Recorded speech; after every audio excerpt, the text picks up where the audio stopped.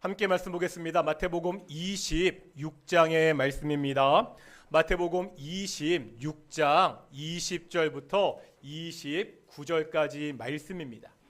마태복음 26장 20절부터 29절까지 말씀 우리가 교독하겠습니다. 제가 먼저 26장 20절 말씀 봉독하겠습니다. 저물 때 예수께서 12 제자와 함께 앉으셨더니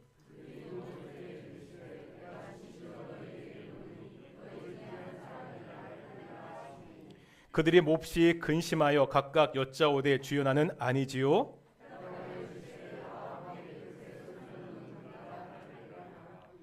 인자는 자기에 대하여 기록된 대로 가거니와 인자를 파는 그 사람에게는 화가 있으리로다. 그 사람은 차라리 태어나지 아니하였더라면 제게 좋을 뻔하였느니라.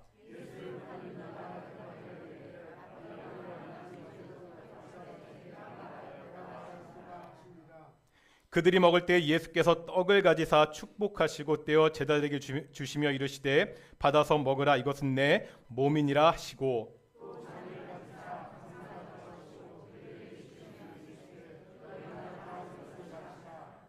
이것은 죄 사함을 얻게 하려고 많은 사람을 위하여 흘리는 바 나의 피 곧 언약의 피니라.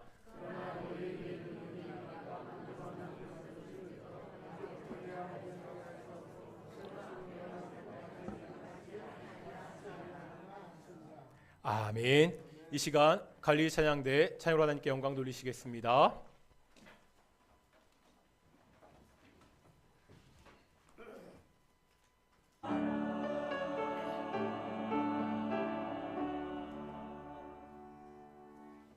아멘. 오늘도 찬양 감사합니다. 우리 함께 인사하겠습니다. 하나님이 우리와 함께 하십니다. 또 꽃이 펴잖아요. 이렇게 인사하겠습니다. 당신이 꽃보다 아름답습니다. 오늘도 꽃보다 아름다운 동인의 성도들이 가장 아름답게 예배하는 귀한 시간 되시기를 축원합니다. 다음 주일은 부활절이죠. 오늘은 종료주일이고 내일부터 일주일 동안 고난주간을 지내게 됩니다. 오늘 종료주일을 맞이해서 성찬 예식을 거행합니다. 제가 동인교회 와서 코로나 전에 2019년도 추수감사절 이후에 그렇게 하고서 오늘이 처음입니다.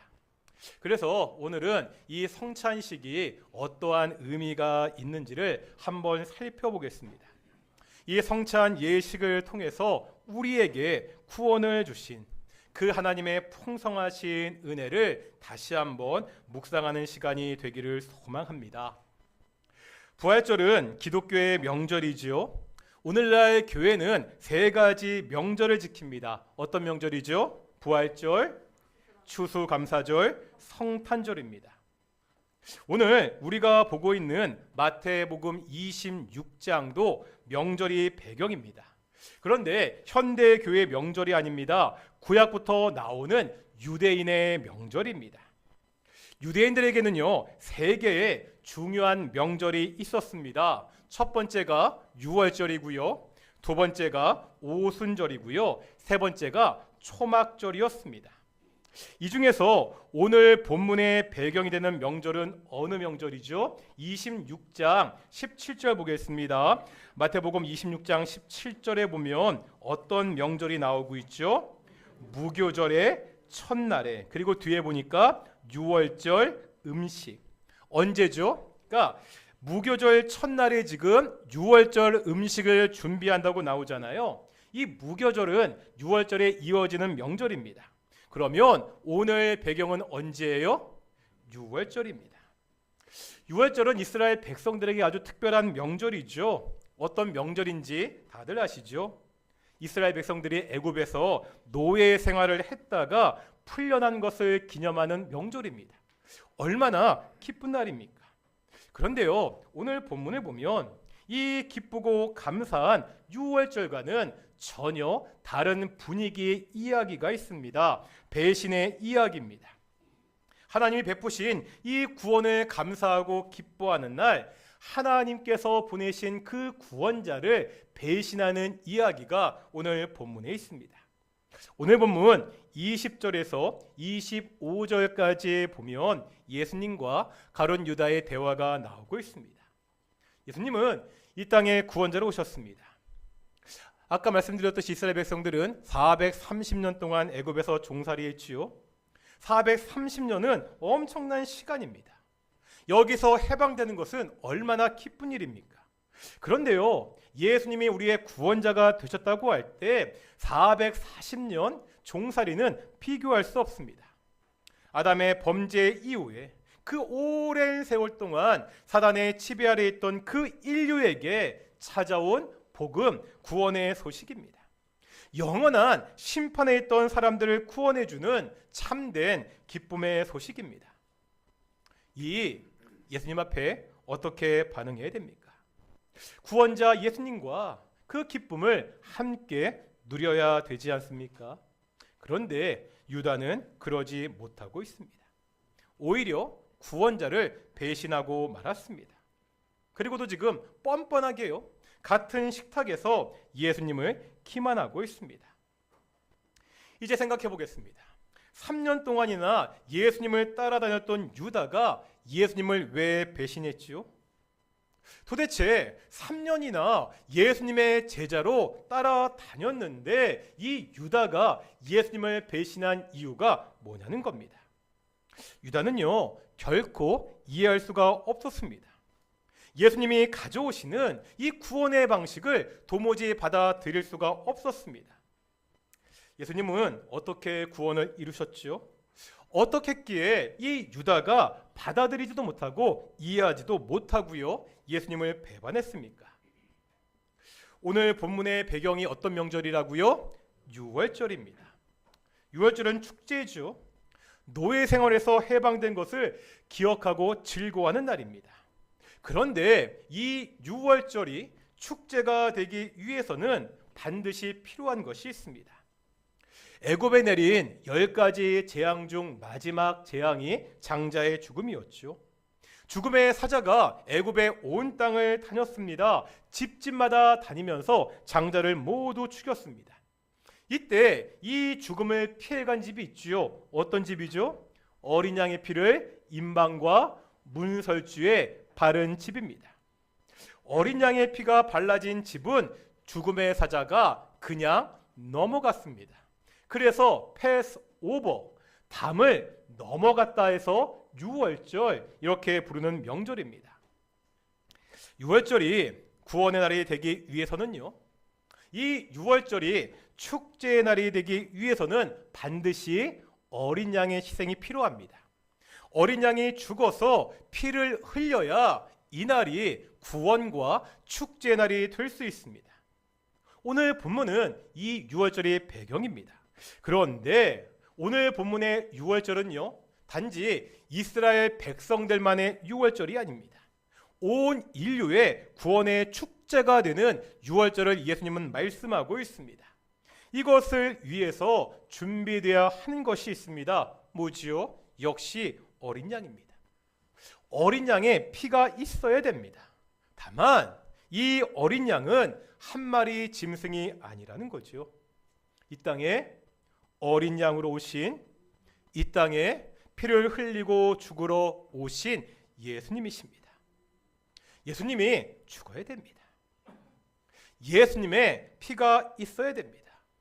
그래야 이스라엘 백성만의 유월절이 아니라 이제 모든 사람의 유월절이 될 수 있습니다. 예수님이요, 지금 제자들에게 유월절을 준비시키잖아요. 무엇을 준비하는 거예요? 자신의 죽음을 준비시키는 겁니다. 예수님의 죽음이 어떻게 모든 사람에게 구원을 가져옵니까? 예수님은 당시 유월절 만찬에 쓰였던 그 떡과 포도주를 새롭게 해석하십니다. 먼저 유월절의 떡입니다. 오늘 본문 마태복음 26장 26절에 보면 이 떡에 대해서 뭐라 말씀하고 있죠? 이것은 내 몸이니라. 지금 유월절 만찬에 쓰이는 그 떡이 뭐를 상징한다고요? 예수님의 몸이라고 그렇게 말씀하고 있습니다. 이 말씀을 이해하려면 요한복음 6장을 봐야 됩니다. 요한복음 6장에 보면 오병이어 기적이 나오고 있거든요. 아시죠? 물고기 2마리와 보리떡 5덩이로 5,000명을 먹이셨습니다. 그런데 이 기적이 끝난 후에 예수님과 사람들과의 대화가 나오거든요. 다 같이 한번 6장 30절 31절입니다. 요한복음 6장 30절 31절 신약성경 153페이지입니다. 요한복음 6장 30절 31절 신약성경 153페이지입니다. 찬찬히 찾으세요. 같이 우리가 좀 찾아보려고 우리가 하는 거니까요. 읽겠습니다. 시작. 그들이 묻되 그러면 우리가 보고 당신을 믿도록 행하시는 표적이 무엇이니까 하시는 일이 무엇이니까 기록된 바 하늘에서 그들에게 떡을 주어 먹게 하였다 함과 같이 우리 조상들은 광야에서 만나를 먹었나이다. 지금 사람들이 예수님께 질문하고 있죠. 예수님이 자신을 하나님이 보내신 자라고 이야기했습니다. 그러자 사람들은 나는 그것을 믿을 수 없다. 그러니까 우리에게 표적을 보여달라 요구하고 있습니다. 그러면서 구약에 나오는 만나를 예를 들고 있습니다. 이스라엘 백성들이 출애굽하고요 430년 동안 광야에서 살았습니다. 만나는 이때 하나님이 이스라엘 백성들에게 주셨던 특별한 양식입니다. 이스라엘 백성들은 하늘에서 내려온 이 만나를 표적으로 삼았습니다. 그러니까 사람들이 지금 예수님께 이렇게 묻고 있는 거예요. 아니, 당신이 하나님이 보내신 자라고 하는데 도대체 어떤 표적을 우리에게 보여줄 수 있습니까? 이 질문에 대해서 예수님이 대답하시는 것이 32절과 33절입니다. 요한복음 6장 32절과 33절 함께 읽겠습니다. 시작. 내가 진실로 진실로 너희에게 이르노니 모세가 너희에게 하늘로부터 준 떡을 먹을 것이 아니라 내 아버지께서 너희에게 하늘로부터 참떡을 주시나니 하나님의 떡은 하늘에서 내려 세상에 생명을 주는 것이니라. 아멘. 먼저 예수님은요 당시의 사람들이 가지고 있던 잘못된 생각을 바로잡고 있습니다. 사람들은 모세가 표적을 보였다고 생각했습니다. 예수님은 그것이 모세의 표적이 아니라고, 그 떡을 주신 분은 누구라고요? 하늘에 계신 아버지라고 말씀하고 있습니다. 그러면서 한 걸음 더 나아가고 있죠. 그 만나는요 이스라엘 백성들이 먹었던 만나는 물질적인 떡입니다. 그것은 한계가 있습니다.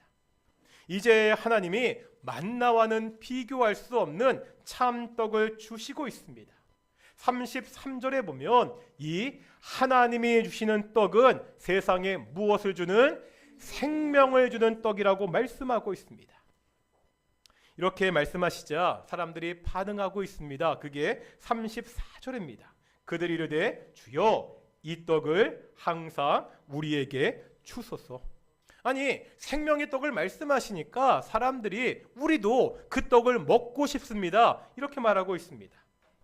문제는요, 예수님은요 영적인 문제를 말씀하고 있는데 이 사람들은 여전히 물질적인 떡을 찾고 있습니다.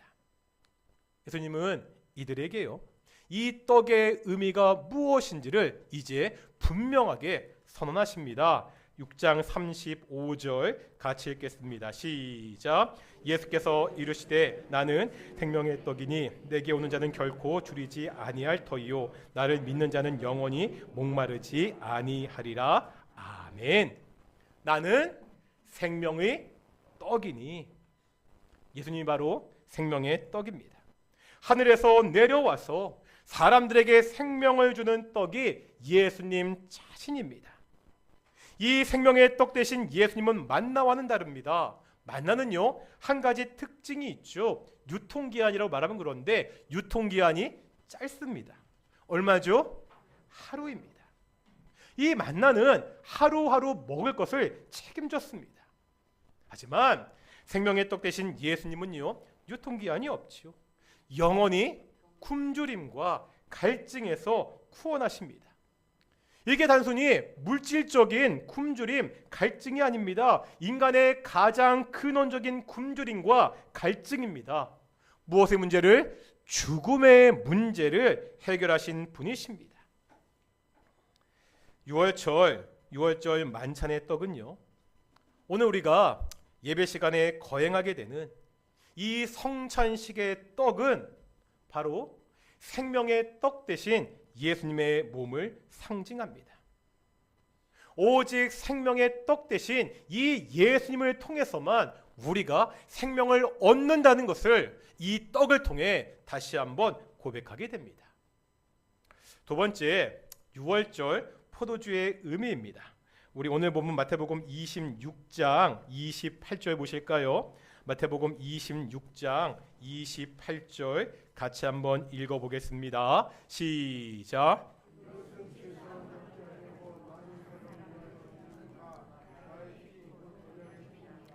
지금 예수님은 이 포도주를 뭐라 말씀하시죠? 나의 피, 예수님의 피, 무슨 피라고요? 언약의 피라 말씀합니다. 왜 예수님의 피가 언약의 피죠? 이것을 알려면 출애굽기 24장을 봐야 됩니다. 펴지 마시고요. 너무 내용이 많으니까 설명해 드리겠습니다. 출애굽기 24장에 보면 하나님과 이스라엘 백성들이 시내산에서 언약을 맺습니다. 그래서 언약 체결식을 하는데 이때 제사를 드리고 모세가 그 피를 양푼에 담습니다. 그 다음에요, 이 피의 절반은 제단에 뿌리고 나머지 피의 절반은 이스라엘 백성들에게 뿌리게 됩니다. 무슨 뜻이죠? 하나님과 이스라엘 백성들이 말 그대로 피의 언약을 맺었다는 겁니다. 그러면 이 언약이 깨지면 그 대가는 뭐라는 거예요? 죽음이라는 겁니다. 문제는 이 피의 언약, 이 죽음의 언약을 이스라엘 백성들이 깨트리게 됩니다. 다 같이 구약성경 예레미야 31장 보겠습니다. 1102페이지입니다. 구약성경 1102페이지 예레미야 31장 32절 보겠습니다. 여기서 한 구절 더 볼 테니까요. 그냥 펴놓으시고요. 1102페이지 예레미야 31장 32절입니다. 하반절 말씀인데요. 우리 한번 이런 구절들은 잘 모르시는 구절들이니까 찾아보시고 체크하시라고 제가 꼭 찾아보는 거니까요. 예레미야 31장 32절 하반절 1102페이지 찾으셨나요? 여기 보면 이런 구절이 있죠. 같이 읽을 텐데, 내가 그들의 남편이 되었어도 그들이 내 언약을 파였음이니라. 지금 하나님이 이스라엘과의 관계를 뭐에 비유하고 있죠? 결혼에 비유하고 있습니다. 하나님이 이스라엘 백성들의 남편이 되었다고 말씀하고 있죠. 그런데 이스라엘 백성들이 이 결혼 언약을 파기했습니다. 그런데 아까 이 언약은 어떤 언약이라고요? 피의 언약, 죽음의 언약입니다. 그렇다면 이 언약을 깬 이스라엘 백성들에게 남는 것은 뭐예요? 오직 죽음의 심판뿐입니다. 어떡하지요? 이제 방법이 없습니까? 그 앞구절 우리 31장 31절 보겠습니다. 31절 같이 읽겠습니다. 시작. 여호와의 말씀이니라. 보라, 날이 이르니니 내가 이스라엘 집과 유다 집에 새 언약을 맺으리라. 아멘. 하나님께서 날이 이르면 새 언약을 맺을 것이라고 약속하고 있죠. 옛 언약은 깨졌지만 이제 새롭게 언약을 맺을 것이라는 겁니다. 하나님은요, 이렇게 할 의무가 없습니다. 필요도 없습니다. 언약을 깬 것은 사람들입니다. 그냥 원래 언약대로 심판하시면 됩니다. 하지만 하나님께서 사람들에게 특별한 사랑을 보여주고 있습니다. 우리가 지난주까지 룻기 봤잖아요. 우리가 룻기를 통해서 이 하나님의 특별한 사랑을 뭐라 불렀죠? 히브리어로 세 글자 헤세드라고 불렀습니다. 어떤 뜻입니까? 하나님의 인애, 하나님의 긍휼, 하나님의 은혜였습니다. 오직 긍휼에 풍성하신 하나님의 은혜를 통해서 이제 새로운 언약이 맺어지게 됩니다. 그러면 이 새 언약이 언제 어떻게 이루어집니까? 바로 예수님을 통해서 이루어집니다. 오늘 본문 28절에서 예수님은 그 포도주가 나의 피, 어떤 피라고요? 언약의 피라고 말씀하고 있습니다. 예레미야 선지자가 예언했던 그 새 언약이 누구를 통해서? 예수님을 통해서 이제 성취되었다, 이루어졌다는 것을 선언하고 있습니다.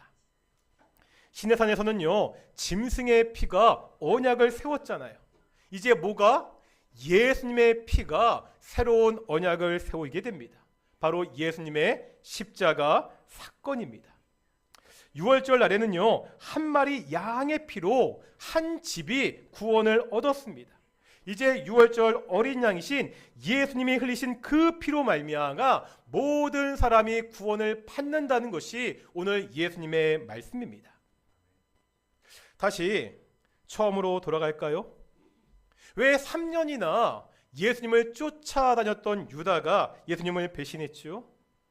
유다는요, 이 구원의 방법을 이해할 수도 받아들일 수도 없었습니다. 왜 그런가요? 예수님의 십자가는 두 가지 의미에서 말도 안 되는 사건이기 때문입니다. 첫 번째는 십자가를 지는 주체입니다. 뭐라고요? 십자가를 지는 주체. 두 번째는요, 대신 죽는 대상입니다. 뭐라고요? 대신 죽는 대상입니다. 첫째, 십자가를 지는 주체, 누가 십자가를 지셨습니까? 예수님. 창조주 하나님, 그 하나님의 아들이 피조물을 위해서 대신 죽었습니다. 두 번째, 누구를 위해 죽었죠?